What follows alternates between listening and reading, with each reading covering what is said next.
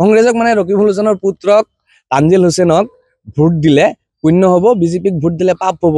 এই ফটোৱাটো তেখেতে কেনেকৈ জাৰি কৰিলে, ক'ৰ পৰা পালে, আমি মানে এতিয়া কনফিউজ। ৰকিবুল হুছেইন সংখ্যালঘু নেতা নে নিজকে তেখেতে মুফতি হিচাপে প্ৰতিষ্ঠিত কৰিব বিচাৰিছে, আমি কনফিউজ হৈ গৈছো। আচলতে যিবোৰ কথা এইবোৰ একান্ত মানে ব্যক্তিগত কথা বুলিও ক'ব পাৰি, কাৰণ ধৰ্ম হৈছে যাৰ তাৰ মানে মানসিক শান্তি ল'বৰ কাৰণে বা সৃষ্টিকৰ্তাক উপাসনা কৰাৰ কাৰণে। ধৰ্মীয় কথাবোৰত এজন ৰাজনৈতিক নেতাই ইণ্টাৰফিয়াৰ কৰাটো ভাল নহয় বুলি মই অনুভৱ কৰোঁ।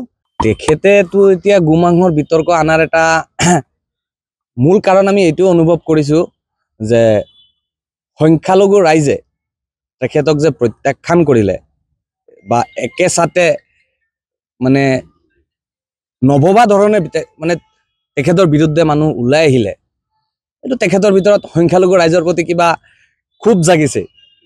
আৰু সেই ক্ষোভৰ বহিঃপ্ৰকাশ হিচাপে তেখেতৰ এই মানে এইবোৰ কথা বতৰা, আৰু এইবোৰ কথা বতৰা এটা কথা স্পষ্ট কৰিছে যে তেখেত নিশ্চয়কৈ মানসিকভাৱে দুৰ্বল হৈ পৰিছে, মানসিকভাৱে ভাঙি পৰিছে। আপোনালোকে আৰু এটা কথা চাওক, নিৰ্বাচনী সময়ছোৱাত তেখেতে কৈছিলে যে মই পঞ্চায়তে 100টাকৈ চাকৰি দিছোঁ, আজি যদি মই চাকৰি নিদিলোহেঁতেন চানা বিক্ৰী কৰি খাব লাগিলহেঁতেন। তেখেতৰ মানসিকতা কিমান নিচ্চ খাপৰ আপোনালোকে এবাৰ বিচাৰ কৰক। শিক্ষিত যুৱ সমাজক মানৱ সম্পদ হিচাপে গঢ়ি তোলাৰ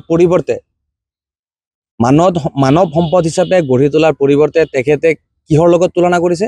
চানা বিক্ৰেতাৰ লগত তুলনা কৰিছে। আৰু আজি যোৱা উপনিৰ্বাচনত চামগুৰি সমষ্টিৰ পৰা বিজয়ী হোৱা প্ৰাৰ্থী চামগুৰিৰ বিধায়ক মাননীয় দীপ্লৰঞ্জন শৰ্মা ডাঙৰীয়াই কি কৈছে যে মই যদি বিধায়ক হিচাপে নিৰ্বাচিত হ'ব পাৰোঁ, চামগুৰি সমষ্টিৰ অন্তৰ্গত 4টা জিলা পৰিষদত মই IAS, IPS, বেংক PO আদি প্ৰতিযোগিতামূলক পৰীক্ষাৰ বাবে প্ৰস্তুতিৰ কাৰণে ইনষ্টিটিউট খুলিম। তেখেতে মানৱ সম্পদ গঢ় দি তোলাৰ কাৰণে চিন্তা কৰিছে। আৰু ৰকিবুল হুছেইন ডাঙৰীয়াই চামগুৰি সমষ্টিৰ শিক্ষিত যুৱচামক চানা বেপাৰীৰ লগত তুলনা কৰিছে। আপোনালোকে এই কথাবোৰ দেখিলে স্পষ্ট হৈ পৰিব যে ৰকিবুল হুছেইন ডাঙৰীয়াৰ মন মানসিকতা কি।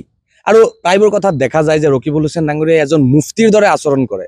তেখেত সংখ্যালঘু নেতা বুলি যদি নিজকে প্ৰতিষ্ঠিত কৰিব বিচাৰিছে, সংখ্যালঘুৰ উন্নয়নৰ হকে কাম কৰিব লাগিছিলে। কিন্তু যিবোৰ কথা আচলতে মৌলানা বা মুফতি মুহাদ্দিছতে ক'ব লাগে যে বিজেপিক ভোট দিলে পাপ লাগিব, ক'ত লিখা আছে? কুৰাণৰ কোনটো আয়াতত কোনটো চূৰাত লিখা আছে বিজেপিক ভোট দিলে পাপ লাগিব? দেখুৱাই দিব লাগে আমাক, আমি চাব বিচাৰোঁ।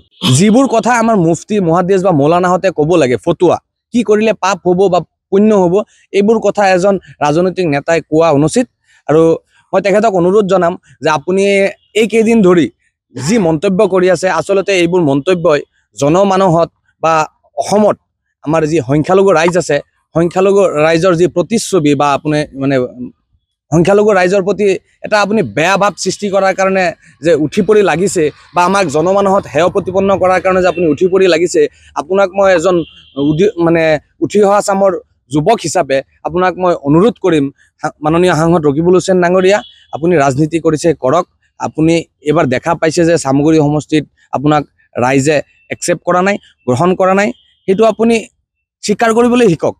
কিন্তু স্বীকাৰ নকৰি প্ৰতিশোধমূলক আচৰণ কৰিবলৈ যে আপুনি আৰম্ভ কৰিছে, এয়া কিন্তু আমাৰ বাবে শুভ লক্ষণ নহয়।